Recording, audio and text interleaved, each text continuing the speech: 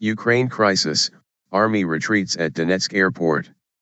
Ukrainian troops have withdrawn from Donetsk airport's main terminal, scene of bitter fighting in recent weeks.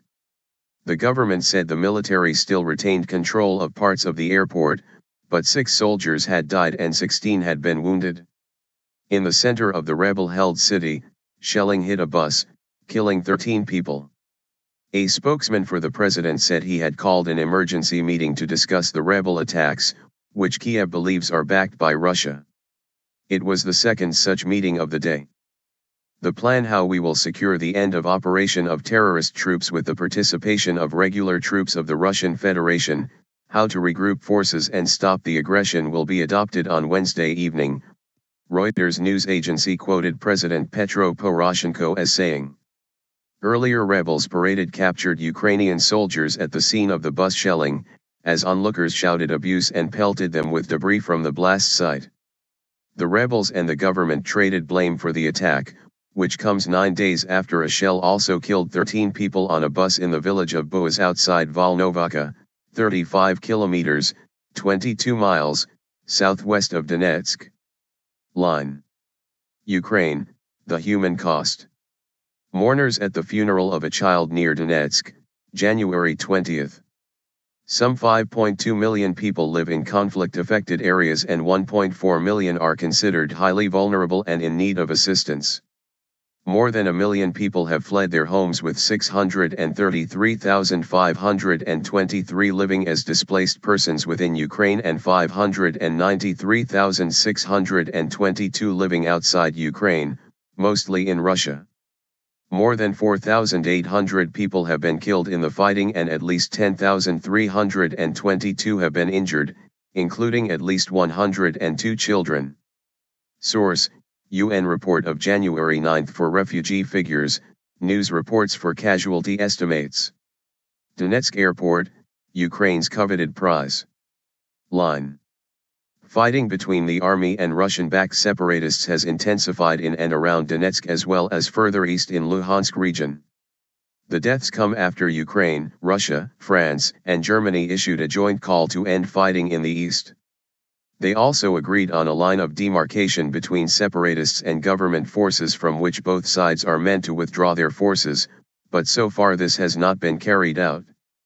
Ukrainian soldiers man a checkpoint at Kostiantinovka, Donetsk region, January 22.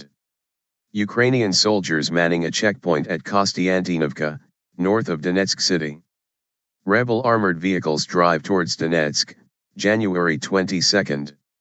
Rebel armored vehicles could be seen driving towards Donetsk on Thursday. Line. Analysis: Sarah Rainsford, BBC News, Moscow. Fighting in eastern Ukraine flared up last week shortly before a supposed peace summit. Both sides seem to be battling for new ground, keen to strengthen their negotiating positions. Instead, the violence derailed the talks. This conflict is costing Ukraine dearly, financially and in lives lost. But Ukrainian President Poroshenko has called up more troops, vowing to get Donbass back. Russia is also paying a high price for supporting the insurgents, under Western sanctions.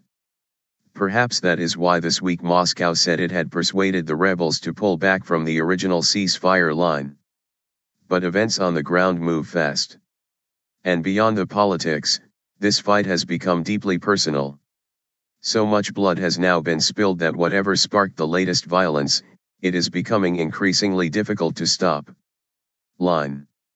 Jump media player help out of media player. Press enter to return or tap to continue. Scene of the attack at a Donetsk bus stop. Ukraine map locator. Saboteurs.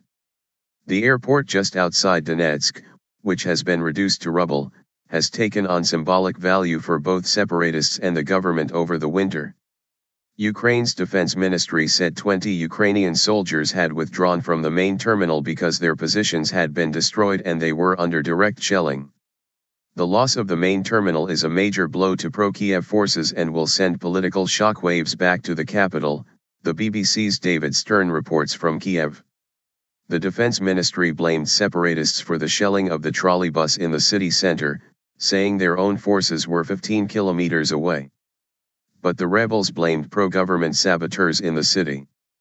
Captured Ukrainian soldiers were led to the blast site by rebels who appeared to do little to stop people hitting them. They have to be punished, like Saddam Hussein, pensioner and local resident Zina told AFP news agency. They are killers. They killed our children. Our children cry every day. But another pensioner, Lyuda, said she was ashamed of what is happening. I have pity for them, she said, weeping. They are victims of Ukrainian President Poroshenko. They are not guilty, they were sent here. Bus hit by shelling in Donetsk, January 22, 2015. The interior of the bus in Donetsk after it was hit by shells. Ukrainian prisoners being led to the bus attack site by rebels in Donetsk, January 22. Photo, Christopher Miller. At Mashable correspondent Christopher Miller tweeted photos and video of the prisoners being paraded by the rebels after the bus attack in Donetsk. Russian Foreign Minister Sergei Lavrov blamed Ukrainian forces for what he called a monstrous new crime and a coarse provocation. More than 4,800 people have been killed and some 1.2 million displaced since pro-Russian rebels seized parts of Luhansk and Donetsk regions in April. The insurrection began after Russia annexed Ukraine's Crimea Peninsula in March, weeks after Ukraine's pro-Russian President Viktor Yanukovych had been ousted. There have been reports of fighting in recent days near the town of Slovyano-Serbsk, northwest of Luhansk, an indication that violence is spreading beyond the Donetsk region.